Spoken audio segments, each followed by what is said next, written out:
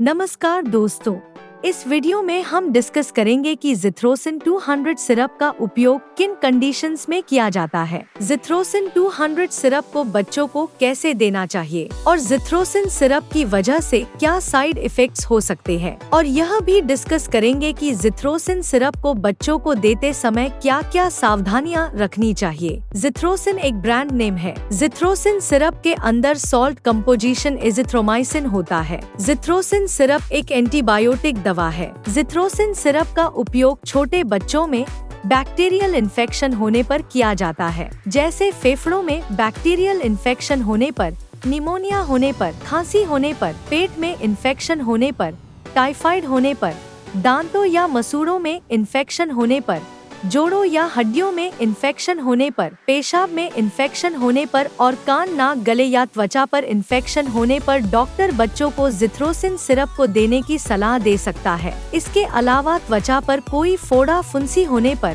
त्वचा पर कोई घाव होने पर या त्वचा पर कोई इन्फेक्शन होने पर भी डॉक्टर बच्चों को ज़िथ्रोसिन सिरप को देने की सलाह दे सकता है। शरीर में इन्फेक्शन होने पर बुखार हो सकता है, इसलिए बुखार होने पर भी डॉक्टर बच्चों को ज़िथ्रोसिन सिरप को देने की सलाह दे सकता है। इसके अलावा भी बहुत सी ऐसी कंडीशंस है जिनमें आपका डॉक्टर ज़िथ्रोसिन सिरप को लेने की सलाह दे सकता है। दोस्तों, अगर आपको वीडियो पसंद आ रहा है तो कृपया वीडियो को लाइक करना व चैनल को सब्सक्राइब करना न भूलें। साइड इफेक्ट्स की बात करें तो वैसे तो ज्यादातर बच्चों में ज़िथ्रोसिन सिरप की वजह से कोई साइड इफेक्ट्स नहीं होते हैं, लेकिन कुछ % बच्चों में ज़िथ्रोसिन सिरप की वजह से कुछ साइड इफेक्ट्स हो सकते हैं, जैसे उल्टी आना, उल्टी आने का मन होना, बदहजमी होना, भूख कम लगना, त्वचा पर रैशेस होना, त्वचा पर खुजली होना, मुंह का स्वाद खराब होना, पेट में दर्द होना,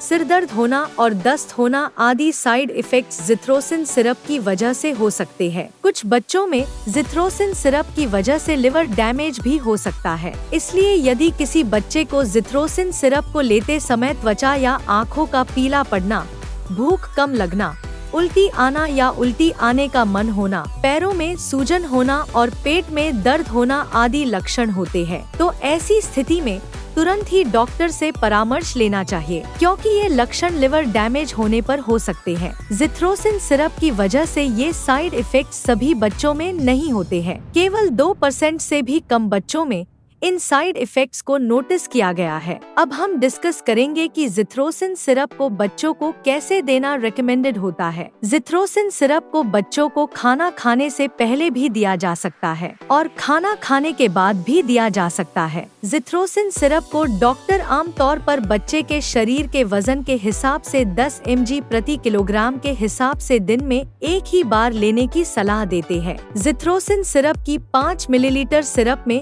200 mg दवा होती है। उदाहरण के तौर पर मान लीजिए आपके बच्चे का वजन 10 किलोग्राम है, तो 10 mg प्रति किलोग्राम के हिसाब से डॉक्टर 2.5 मिलीलीटर ज़िथ्रोसिन सिरप को दिन में एक ही बार लेने की सलाह दे सकते हैं। ज़िथ्रोसिन सिरप को डॉक्टर बच्चों को लगातार 3 दिन तक देने की सलाह दे सकते हैं। ज़िथ्रोसिन सिरप की डोज, उम्र, शरीर के वजन और बीमारी की गंभीरता के आधार पर कुछ बच्चों में इससे अलग भी हो सकती है, इसलिए आपको ज़िथ्रोसिन सिरप को आपके डॉक्टर द्वारा बताई गई डोज में ही बच्चे को देना चाहिए। अब हम डिस्कस करेंगे कि ज़िथ्रोसिन सिरप को बच्चों को देते समय क्या क्या सावधानियां रखनी चाहिए। ज़िथ्रोसिन सिरप को केवल उतने समय के लिए ही बच्चे को देना चाहिए जितने समय के लिए आपके डॉक्टर ने ज़िथ्रोसिन सिरप को देने की सलाह दी है, क्योंकि लगातार ज्यादा लंबे समय तक ज़िथ्रोसिन सिरप को बच्चे को देने से एंटीबायोटिक रेजिस्टेंस हो सकता है, और एंटीबायोटिक रेजिस्टेंस होने पर वो एंटीबायोटिक दवा शरीर में काम नहीं करेगी और ज़िथ्रोसिन सिरप को अपनी मर्जी से पहले बंद कर देने से इन्फेक्शन वापस आ सकता है। इसलिए ज़िथ्रोसिन सिरप को केवल उतने समय तक ही बच्चे को देना चाहिए जितने समय के लिए आपके डॉक्टर ने ज़िथ्रोसिन सिरप को देने की सलाह दी है। ज़िथ्रोसिन सिरप वायरल इन्फेक्शन इन्फेक्शन होने पर जैसे जुकाम या फ्लू होने पर प्रभावी नहीं होती है। अगर किसी बच्चे को लिवर की कोई समस्या है तो इसके बारे में डॉक्टर को बताना चाहिए, क्योंकि लिवर की बीमारी से पीड़ित बच्चों को ज़िथ्रोसिन सिरप को देना रिकमेंडेड नहीं होता है। वीडियो को देखने के लिए आपका धन्यवाद। अगर आपको वीडियो पसंद आया तो प्लीज वीडियो को लाइक कर देना, चैनल को सब्सक्राइब कर लेना, और अगर आपका ज़िथ्रोसिन सिरप से संबंधित कोई प्रश्न है तो आप कमेंट करके पूछ सकते हैं।